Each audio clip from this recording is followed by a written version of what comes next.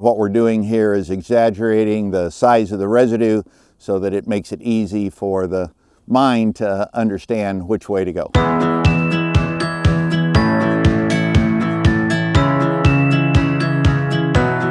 Hi, in case you haven't met me, I'm Marion and I'm a farmer from Western Illinois. I've been farming for a little over 45 years, been doing independent ag research for over 35 years, and I've been rebuilding and upgrading corn heads for 25 years. Today in the Marion Minute, I'm standing out here on one of our home farms, and on my left side is the area that we leave every fall for the deer. It's a food plot, and you can see the soybean stalks are still standing, and we actually pulled in and planted the corn. And then on my right hand side is where we obviously harvested with the combine and ran the material and the bean stalks through the straw chopper. And so I like to have as one of my 7 steps to better thinking is to exaggerate and to make it easy for my mind to understand what's the proper way to go on certain management techniques. So this is about residue management. And so as we kneel down, there's 2 distinct aspects of residue management that I always focus on. Number 1 is the ability to plant it.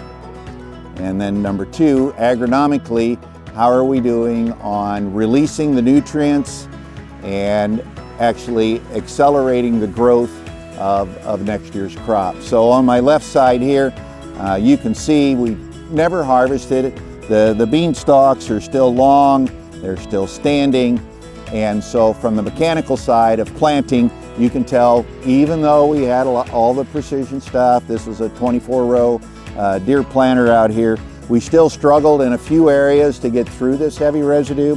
Here's one right here on my left-hand side, and you can see we've got a good 24 inches here, 26, 27 inches, and there's no corn coming out of the ground. I can see down here underneath one of the late germinators just now starting to come through the ground.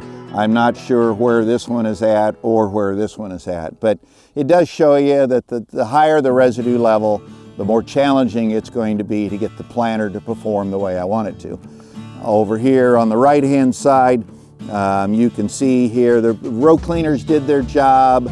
It was easy for the planter, and we've got a stretch right here where I've got the kernels of corn emerged evenly.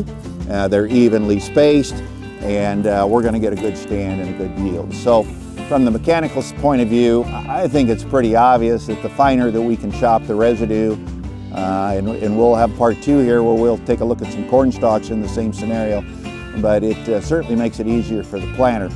Along with that thought, of course, is my earthworms that I have, and we're in some timber soil out here, and they really, my earthworms are pretty good size, but they're going to struggle to be able to move this around and use it as a food supply, whether it's during the winter, the spring, or the summer, in one of the earthworm middens.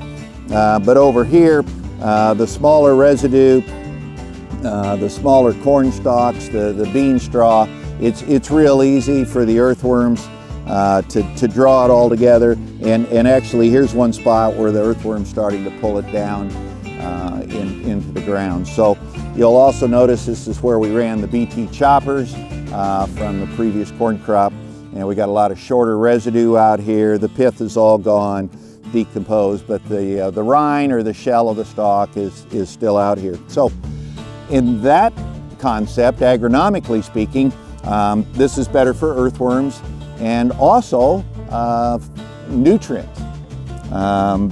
These nutrients that are in this beanstalk are still here, and they're not doing me any good laying on top of the ground.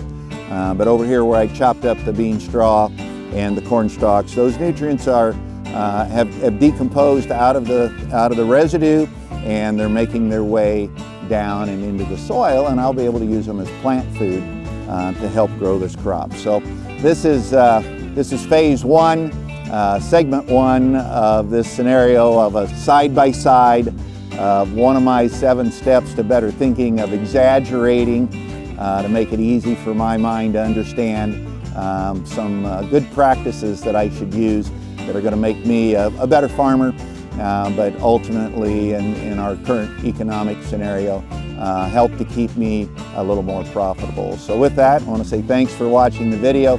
Always feel free to call me on my cell phone at 309-368-1182. Thank you.